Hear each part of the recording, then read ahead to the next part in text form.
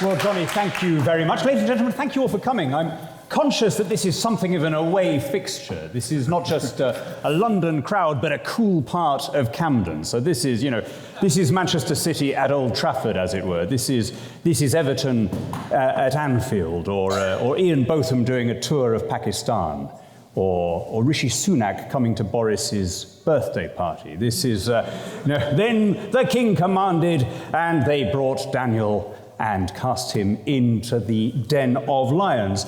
I want to start by echoing the point that Johnny just made, or rather that he, as the BBC's royal correspondent, echoed from the Queen's Majesty about togetherness. I'll tell you my single biggest regret about the referendum and its aftermath was the polarisation and the nastiness that followed, which I have to say I don't remember from the campaign itself. I was out manning street stalls, campaigning almost every day, and very often we would run into campaigners from the other side in their blue Stronger In t-shirts, and we'd pose for selfies together, and we'd wish each other luck, and it was still a fairly civil and civilised conversation. I remember speaking from this very stage about a week before the vote, with Adam Zamoyski and the late Roger Scruton, among others, and it was an edifying disagreement about trade and tariffs and sovereignty and money and all the rest of it.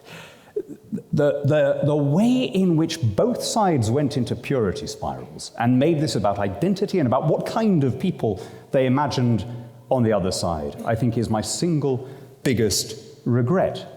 And so I don't want to add to the polarization tonight. So let me begin by making what I hope would be, in normal circumstances, a completely uncontroversial point, which is that whatever decision we'd made in June 2016, there were going to be positive and negative outcomes.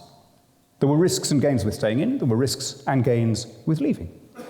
Let me add that not everyone will have got the version they wanted. I was, as some of you will know, I was an EFTA man all the way through. I thought we should have gone for a Swiss-type deal. I think it would have saved us a lot of trouble to have gone for an off-the-shelf deal. I didn't get exactly what I wanted. Neither will Robert have done, neither will Boris have done, right? Because all of these things are compromises. So I'm not going to try and argue here that everything is perfect, but perfection is not for this sublunary world. But I am going to argue that it is better on balance than the alternative would have been. First of all, let me make the point that the predictions of disaster that were made, not just by campaigners, which is fair enough, both sides are obviously going to put their best gloss on things, but were made by the official bodies, the Bank of England, the Chancellor of the Exchequer, the Treasury, IMF, the OECD, spectacularly failed to materialise. We were told that if we voted leave, the stock exchange would immediately collapse. It carried on rising. We were told that if we voted leave, unemployment would surge.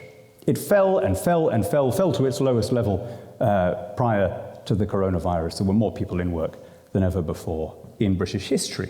We were told that house prices would collapse. They rose. We were told that there would be disinvestment, that there would be this massive recession. Again, this was not the Remain campaign saying this. We were told by the Treasury that there would be a recession in 2016, stretching into 2017.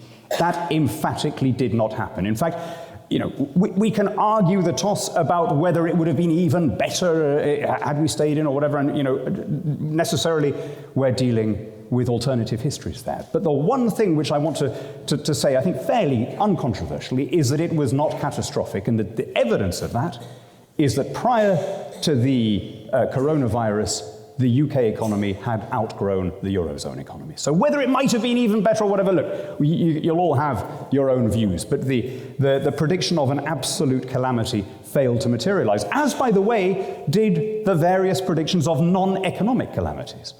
We were told that if we voted to leave, Scotland would immediately leave the Union. In fact, support for the United Kingdom, according to the opinion polls, rose in Scotland after the vote. We were told that if we voted to leave, there would be refugee camps in Kent, that all of the sort of Songat refugee infrastructure would move in some unspecified way to British soil. Of course, that didn't happen. And in fact, we were told that if we voted leave, that the country would become more closed to migration.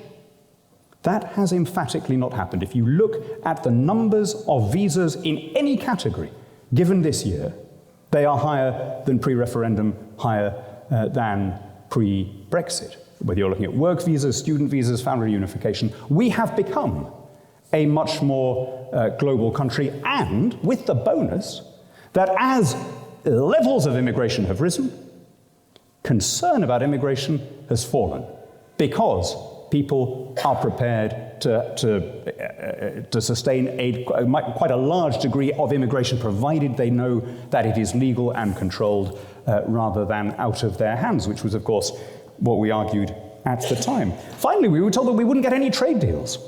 And I have to say that this country has signed more trade deals in a shorter time than any other country, I think, ever. It's true, a lot of those replicate where we were with the EU, but that was done, and we've now moved on to the others. We're about to join the Trans-Pacific Partnership, a huge, growing bloc representing nearly a third of the world's GDP. We are likely this year to become the first Western country to have a serious FTA, or an FTA of any kind, with India. And of course, we've already got our deals with Australia, New Zealand. We're pushing ahead with South America, the Gulf, and other places. I also think we've passed the two big tests, one foreign and one domestic, as an independent country. The first foreign test was, of course, the war in Ukraine. We were in the front line defending European values. We started earlier, and we stuck at it harder. We were not under any threat from Russia. There was no scenario in which Russian troops were going to be marching through Kent.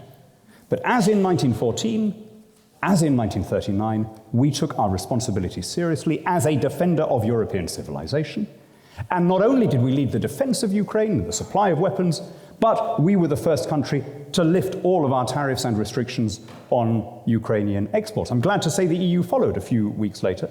Now, of course, you could say, well, that we could have done all of those things in the EU.